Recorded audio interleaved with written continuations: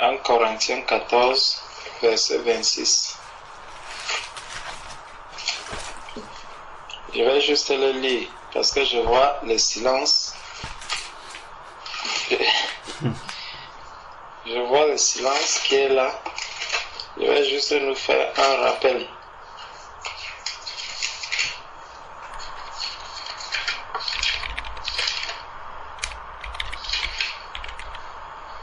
Que faire donc, frères, lorsque vous vous assemblez, les uns ou les autres parmi vous ont-ils un cantique, une instruction, une révélation, une langue, une interprétation, que tout se fasse pour l'édification. Amen. Amen. Amen.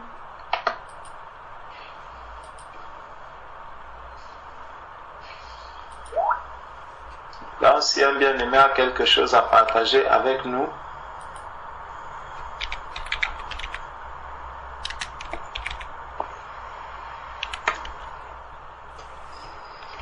sentez-vous libre.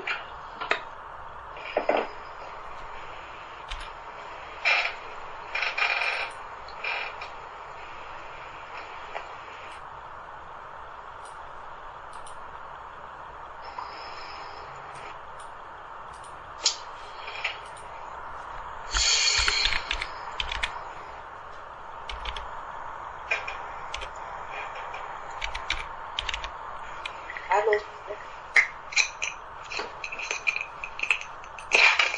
Allô? Amen. Vous m'entendez, mes frères?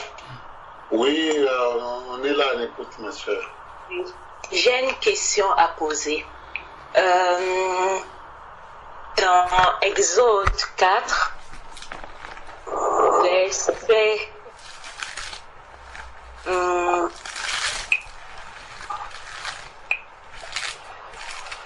22 à 26.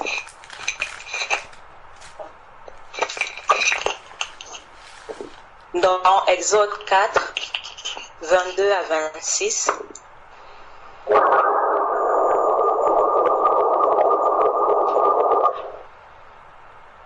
il est écrit: tu diras à Pharaon, ainsi parle l'Éternel. Israël est mon fils, mon premier-né. Je te dis, laisse aller mon fils pour qu'il me serve. Si tu refuses de le laisser aller, voici, je ferai périr ton fils, ton premier-né. Verset 24. Pendant le voyage, en un lieu où Moïse passa la nuit, l'Éternel attaqua et voulut le faire mourir. Séphora prit une pierre aiguë, coupa le prépuce de son fils et le jeta aux pieds de Moïse en disant: tu es pour moi un époux de sang. Et l'Éternel le laissa. C'est alors qu'elle dit époux de sang à cause de la circoncision. Amen. Amen. En fait, ma question, pourquoi est-ce que, ici je n'ai pas compris, pourquoi est-ce que l'Éternel a voulu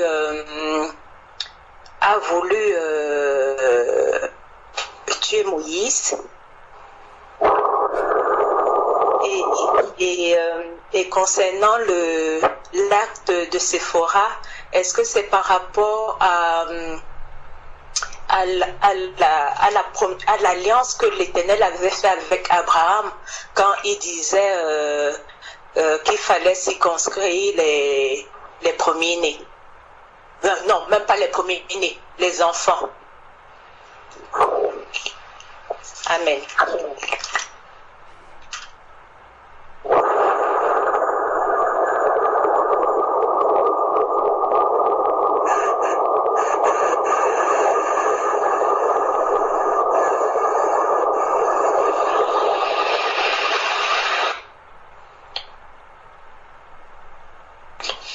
Amen.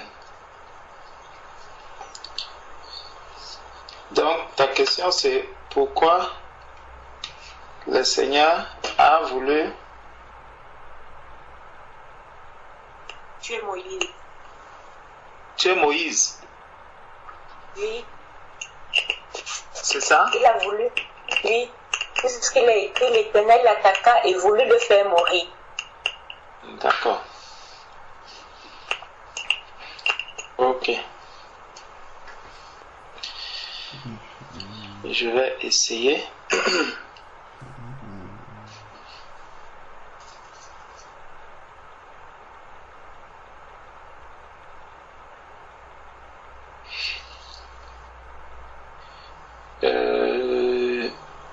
Je vais commencer.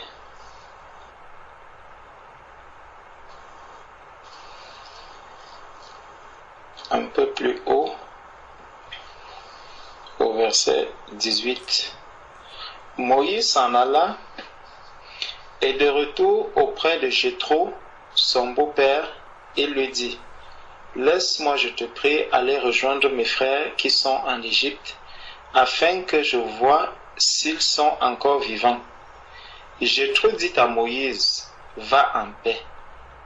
L'Éternel dit à Moïse en Madian: Va, retourne en Égypte, car tous ceux qui en voulaient à ta vie sont morts. Moïse prit sa femme et ses fils, les fit monter sur des ânes et retourna dans le pays d'Égypte. Il prit dans sa main la verge de Dieu. L'Éternel dit à Moïse, en partant pour retourner en Égypte: Vois tous les prodiges que je mets en ta main. Tu les feras devant Pharaon, et moi, j'endurcirai son cœur, et il ne laissera point aller le peuple. Tu diras à Pharaon: Ainsi parle l'Éternel, Israël est mon fils, mon premier-né. Je te dis, laisse aller mon fils, pour qu'il me serve. Si tu refuses de le laisser aller, voici, je ferai périr ton fils, ton premier-né. Pendant le voyage, en un lieu où Moïse passa la nuit, l'Éternel l'attaqua et voulut le faire mourir. Donc, lorsque Moïse est ici en train de partir, Moïse est avec qui? Qui est avec Moïse dans son voyage? On le dit, Moïse a pris sa femme et ses fils. Moïse a pris sa femme et ses fils. Bon, allons voir un verset.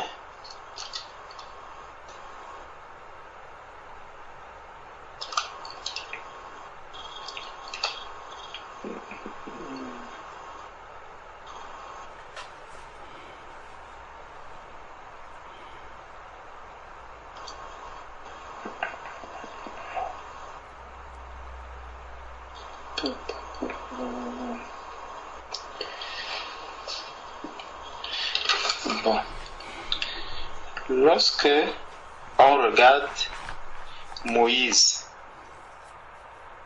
si nous regardons Moïse,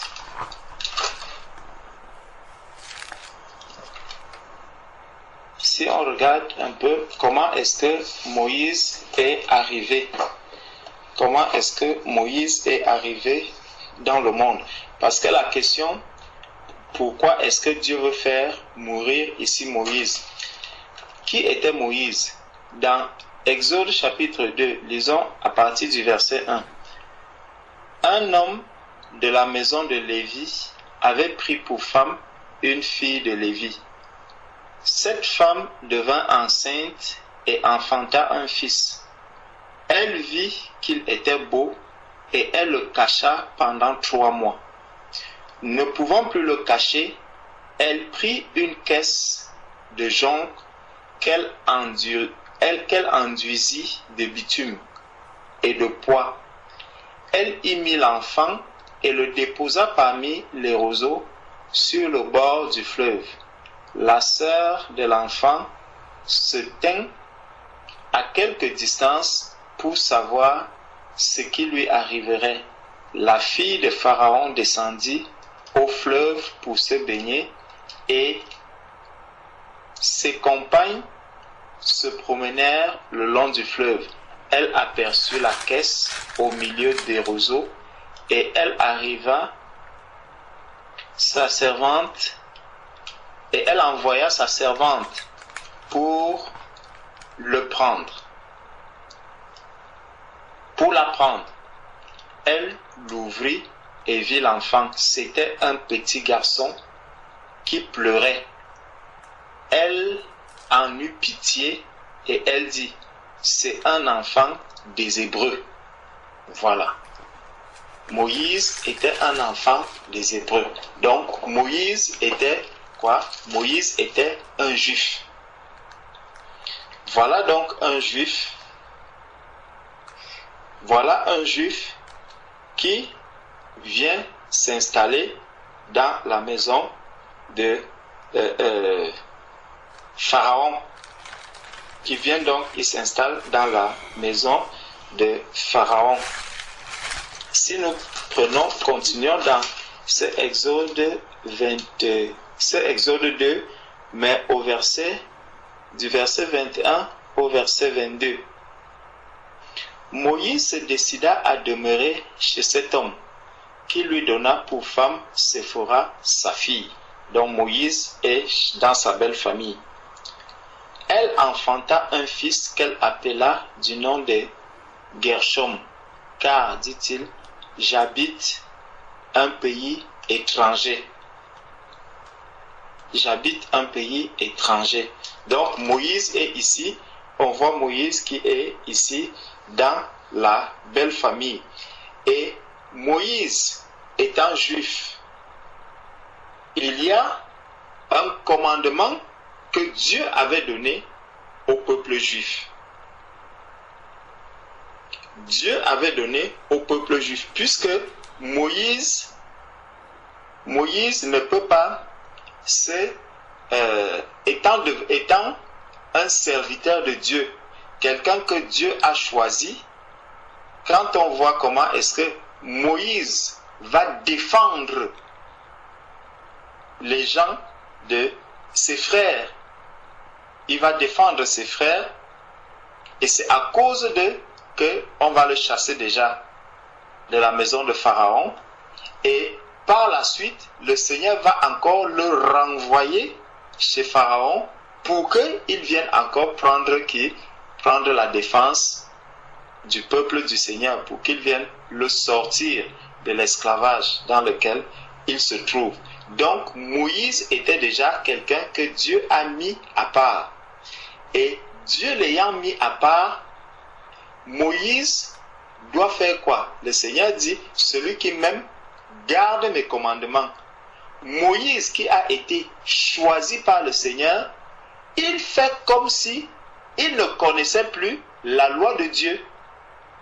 La question c'est ici, est-ce que l'enfant que Moïse amène, est-ce que Moïse a respecté la loi de la circoncision?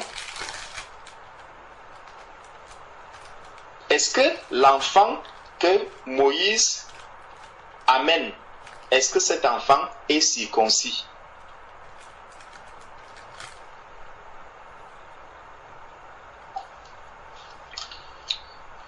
Bon. On nous dit ici, dans Exode chapitre 4, que pendant le voyage, en un lieu où Moïse passa la nuit, l'Éternel l'attaqua et voulut le faire mourir. Séphora prit une pierre aiguë, coupa le prépuce de son fils et le jeta aux pieds de Moïse en disant, « Tu es pour moi un époux décent. » Séphora, est-ce que Séphora avait la culture ou est-ce qu'il connaissait le commandement ou est-ce qu'il était la famille d'où venait Séphora? Cette famille n'était pas dans l'obligation de la circoncision. Donc, Moïse qui vient s'installer dans sa belle famille, il commence à adopter les habitudes de sa belle famille, qui ne sont pas les habitudes que Dieu attend de ses enfants. Peu importe l'endroit ou le lieu où un enfant de Dieu va se retrouver, il doit garder les commandements de Dieu. Le Seigneur a dit, les mauvaises compagnies corrompent les bonnes mœurs.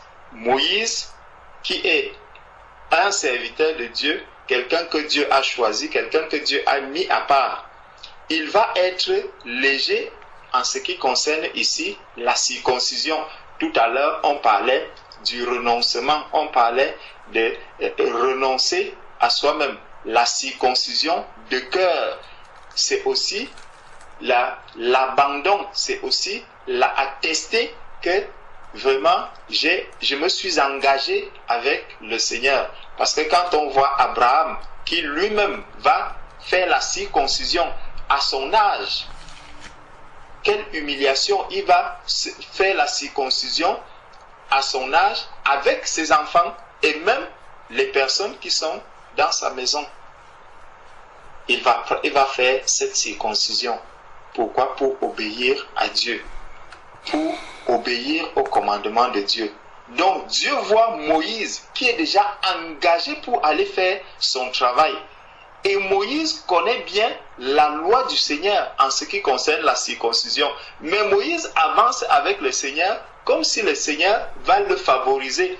Comme si le Seigneur va dire, ah, comme Moïse est déjà en train de faire mon travail, comme il est déjà en train de me servir, je ferme l'œil.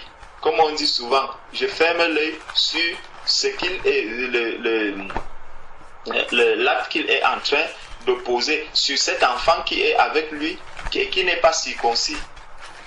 Je vais fermer l'œil. Non, ne nous trompons pas, le Seigneur ne va pas fermer l'œil sur quoi que ce soit. Dieu est saint, Dieu est juste. Et le Seigneur veut que ce qu'il dit, que ses enfants puissent le respecter, que ses enfants puissent accomplir cela. Les œuvres que Dieu a préparées d'avance pour que nous les pratiquions. Comme mon frère le disait tout à l'heure, les œuvres que Dieu a préparées. Le Seigneur a préparé la circoncision de la chair par le peuple ici. Et ce peuple devait pratiquer cette circoncision. Celui qui ne pratiquait pas cette circoncision, le Seigneur n'était pas content de lui. Puis encore, un serviteur comme Moïse, que le Seigneur va utiliser pour délivrer tout un peuple. Et lui, il va dans ce combat de manière légère. De manière légère, avec son fils qui n'est pas circoncis. Il veut l'amener avec... C'est un acte d'accusation contre Moïse. Satan peut venir accuser Moïse devant Dieu. Que regarde, tu dis que celui-ci, tu vas l'envoyer. Quand il allait arriver devant Pharaon, comment il allait réagir? Pharaon, c'est l'image du diable, l'image de l'autre. Donc quand il arrive, il se présente là, sachant qu'il a son fils qui n'est pas circoncis. Mais le Seigneur va dire, mais attends, Pharaon même va dire, attends, tu étais parti ici avec ton fils, est-ce que ton fils même est déjà circoncis? Tu viens me parler de Dieu, quel Dieu? Tu me demandes d'obéir au commandement de Dieu, toi-même tu obéis à Dieu? Parce que qu'est-ce que Dieu a dit à Moïse? Dieu a dit, tu diras à Pharaon, ainsi parle l'Éternel. Ainsi parle l'Éternel. Et justement, Dieu aussi, lorsqu'il avait parlé à Abraham, il lui a donné un commandement aussi. Il lui a donné un commandement aussi en ce qui concernait la circoncision. Il lui a donné un commandement concernant la circoncision. Donc, Moïse devait respecter cette circoncision. Donc toi tu viens me dire, ainsi parle l'Éternel. Lorsque ainsi parle l'Éternel a parlé devant toi, est-ce que toi-même tu as obéi à ce ainsi parle l'Éternel? C'est moi seul qui dois obéir à ce ainsi parle l'Éternel. Donc Moïse était pris à son propre piège. Il ne pouvait donc pas aller donner la parole de Dieu à quelqu'un. Tu ne peux pas venir me dire que pardonne à ton frère alors que toi-même tu es incapable de pardonner. Tu ne peux pas aller dire à ton frère que aime ton frère alors que dans ta propre famille tu n'aimes pas ton frère. Tu vas aller conseiller quelqu'un que aime ta femme alors que toi-même tu es incapable d'aimer ta femme. Tu ne peux pas aller dire à ta soeur que sois soumise à ton mari alors que toi-même tu ne te soumets pas à ton mari. Donc quand le Seigneur voit Moïse en train d'aller avec cette attitude, Moïse l'arrête, Dieu l'arrête net. Et il veut le tuer. Mais comment? Dieu, on s'amuse avec le Seigneur.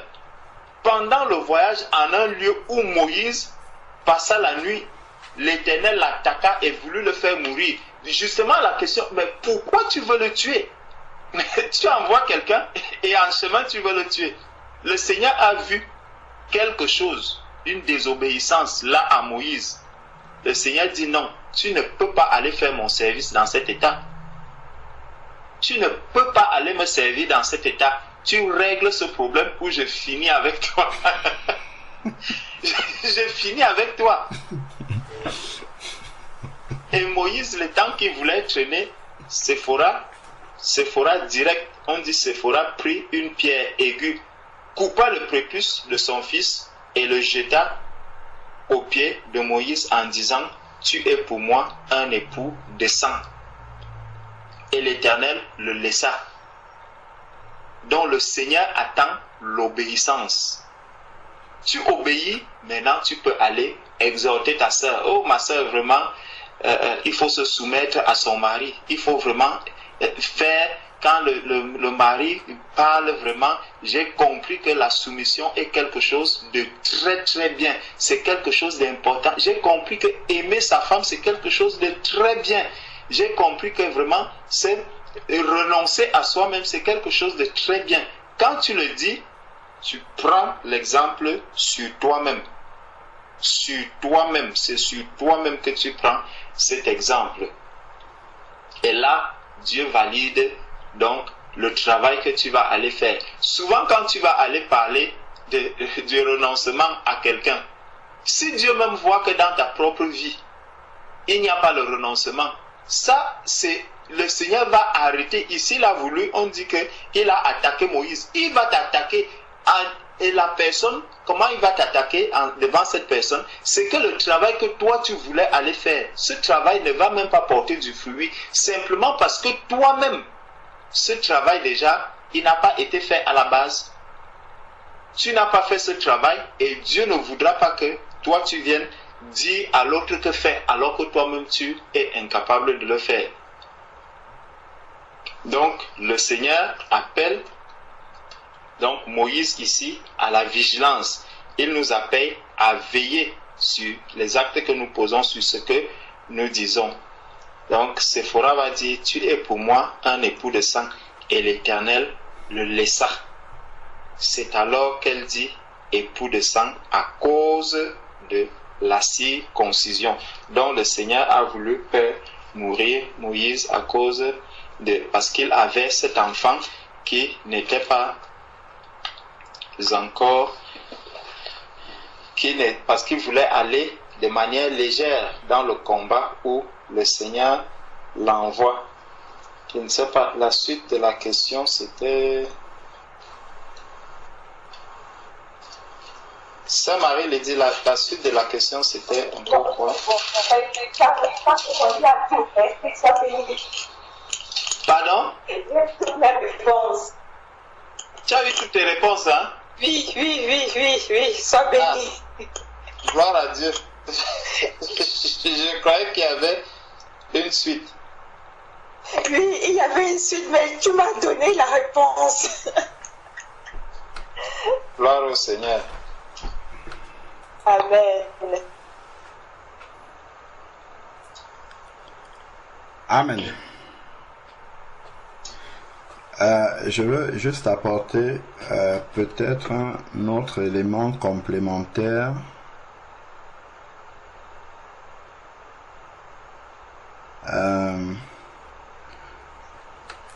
lorsque le Seigneur a demandé à Moïse de partir,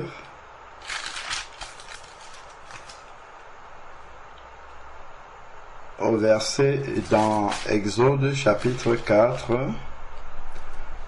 verset 14, déjà au verset 13, Moïse dit: Ah Seigneur, envoie qui tu voudras envoyer. Alors la colère de l'Éternel s'enflamma contre Moïse, et il dit: N'y a-t-il pas ton frère Aaron, le Lévite? Je sais qu'il parlera facilement. D'ailleurs, le voici lui-même qui vient à ta rencontre. Quand il te verra, il se réjouira de tout cœur. Bon. Donc ensuite, maintenant, Moïse se met en route pour l'Égypte. Donc on prend à partir du verset 18 maintenant. Moïse s'en alla et de retour auprès de Jéthro, son beau-père, il dit: Je vais aller rejoindre mes frères qui sont en Égypte et voir s'ils sont encore vivants. Jéthro dit à Moïse: Va en paix. L'Éternel dit à Moïse en Madian: Va, retourne en Égypte, car ils sont morts ceux qui en voulaient à ta vie.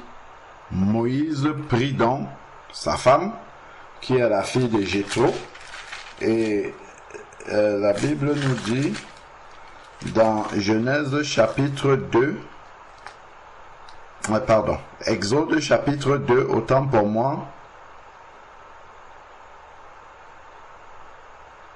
Exode chapitre 2 verset 16, le sacrificateur de Madian avait cette fille, elle vint puiser de l'eau et remplit les auges pour faire boire le troupeau de leur père, mais des bergers arrivaient et les chassaient. Alors Moïse prit leur défense et fit boire le troupeau. Et donc, en fait, c'est simplement pour nous dire que Jéthro, le beau-père de Moïse, est madianite. Donc, sa fille aussi est madianite. Et le verset 20 nous dit que Moïse a pris sa femme, qui n'est pas israélite, ça c'est pour commencer déjà, et ses deux enfants, qui ne sont pas circoncis. Donc il y a un problème ici. C'est comme le frère a dit, ils veulent aller, le Seigneur a mandaté Moïse, mais dans l'équipe de mission de Moïse, puisqu'il y a sa femme, et à ses deux enfants, l'équipe de mission n'est pas habilitée à pouvoir partir dans cette mission-là. Les deux enfants, le frère a traité ça. Il y a le cas de la femme aussi, je crois. Parce que la femme n'est pas israélite. Or, une femme ne peut pas être circoncis. Donc là, on a un problème. Quand Moïse va débarquer au milieu des Juifs, gardons un doigt dessus, allons dans Actes chapitre 16. Verset 1 à 3. Acte chapitre 16, verset 1 à 3. Il y a un exemple là-bas. Acte 16, verset 1 à 3. Donc je crois on parle de Paul. Il parvint ensuite à Dèbe et à Lystre. Et voici, il y avait là un disciple du nom de Timothée, fils d'une femme juive fidèle et d'un père grec. Une femme juive fidèle et d'un père grec. Les frères de Lystre et d'Iconium rendaient de lui un bon témoignage. Paul voulut l'amener avec lui. Il le prit donc et le circoncis. Là, la circoncision physique a été réglée dans Acte 15, ce n'est plus obligatoire. Mais regardez ce que Paul fait. Il le circoncis. Qu'est-ce qui est écrit juste à côté? À cause des Juifs. Donc, même comme Paul n'était pas obligé de le faire, mais à cause des Juifs, il va circoncire Timothée parce qu'il voulait l'amener en mission. Donc, voilà ce que Moïse n'a pas fait. Donc, Paul va prendre le temps de circoncire, même comme ce n'était plus obligatoire, pour ne pas être en scandale aux Juifs. Donc, il va circoncire Timothée ici, qui était dans ces lieux-là, à cause des Juifs qui étaient dans ces lieux-là, car tous savaient que son père était grec. Donc, le fait que Timothée vienne comme ça, sans être circoncis, pour parler à des Juifs, les Juifs devaient dire, toi tu es qui même qui vient de nous parler, incirconcis de ton état, tu viens nous parler. Donc, pour que ça ne puisse pas avoir lieu, pour que Satan ne puisse pas accuser, ou même comme ce n'était même pas justifié, Paul a préféré régler cette question-là d'abord, afin qu'il n'y ait pas d'obstacle à la mission qu'il devait aller faire auprès des Juifs avec Timothée. Parce que Paul, partout où il arrivait, il entrait dans les synagogues. Or, pour entrer dans la synagogue, si tu n'es pas juif, dans circoncis, je ne sais pas ce que tu vas aller faire dans la synagogue. Donc, là, Paul, lui, il a réglé cette question-là. Donc, la question de la circoncision revient dans Exode chapitre 4. La question de la circoncision est bien expliquée pour les enfants. Et donc, Dieu a provoqué cet événement où il était prêt, comme le frère disait, à éliminer Moïse, hein, si Moïse n'obéissait pas, parce qu'il était disqualifié pour aller faire le travail de Dieu. Il fallait d'abord que son équipe de mission puisse être tous sanctifiés, avec la sanctification qui existait à ce moment-là, qui était la circoncision. Donc pour les enfants, le Seigneur a trouvé le pari. Et maintenant, ici, il y a quelque chose qui... parce que cette question-là m'avait été posée, et en méditant sur ce passage, c'est que je comprenais, ce que le Seigneur me faisait comprendre, c'est que si Moïse avait circoncis lui-même ses enfants, parce que là il y a Jéthro, le père, mais il n'est pas israélite, donc il ne peut pas faire ce travail-là, déjà il ne connaît même pas. Si Moïse circoncit les enfants, la femme elle est exclue directement. Elle ne peut pas faire partie de ce voyage-là parce qu'il n'y a aucun moyen qu'elle soit sanctifiée. Donc, ce que le Seigneur me faisait comprendre, c'est que le fait que la femme ait fait cet acte de circoncision-là, c'est comme si elle-même elle avait été circoncis avec les enfants. Donc, en réalisant cette circoncision-là, elle-même, à la place de Moïse, a fait qu'elle aussi elle puisse entrer dans cette alliance-là. Et là, maintenant, tous les membres de l'équipe étaient sanctifiés. Et on voit que, dès que ça s'est passé, et elle a dit époux de sang au verset 26, à cause de la circoncision, l'Éternel dit à Aaron, va dans le désert devant Moïse. Donc, lorsque l'équipe de mission n'était pas encore conforme à la volonté de Dieu, Dieu n'a pas parlé à Aaron. Dès qu'ils se sont mis, eux tous là, tous les membres de l'équipe étaient maintenant conformes à la volonté de Dieu. Immédiatement, Dieu a parlé à Aaron. C'est ce qu'il avait dit à Moïse au verset 14 qu'on a lu. Aaron, ton frère, ne pourra-t-il pas parler pour toi? Et donc, dès qu'ils ont réglé ce problème-là, Dieu a directement parlé à Aaron. Et puis, le plan de salut d'Israël s'est mis en marche. Et nous savons que derrière la circoncision, il y a un verset dans Hébreu qui nous dit sans effusion de sang, il n'y a point de salut. Donc là, c'était une mission de salut qu'il devait aller accomplir pour libérer le peuple d'Égypte. C'est une mission de salut sans effusion de sang. Il n'y a point de salut. Je vais retrouver ce verset-là. Donc il n'était pas possible que que Moïse puisse partir avec sa famille là-bas sans que ce commandement-là ne soit mis en place. Alors, sans effusion de sang, c'est Hébreu 9, 22. Je crois, c'est Hébreu, chapitre 9, verset 22.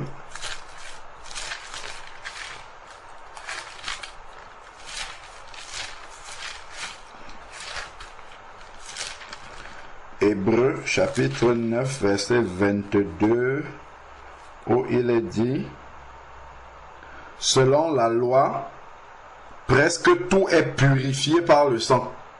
Selon la loi, presque tout est purifié par le sang. Sans effusion de sang, il n'y a point de pardon. Or, derrière le pardon, c'est le salut. Donc, il ne pouvait pas aller pour libérer le peuple, donc accorder l'œuvre de salut, réaliser l'œuvre de salut de Dieu, sans qu'il n'y ait cette effusion de sang-là. Donc, voilà pourquoi il fallait que le sang puisse sortir au travers de la circoncision, parce que le travail qu'ils étaient en train d'aller faire était un travail de salut, de pardon des péchés, pour que le peuple puisse être libéré.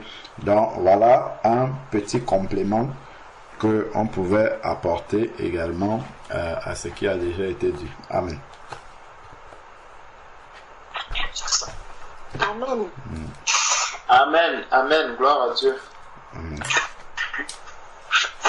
Amen.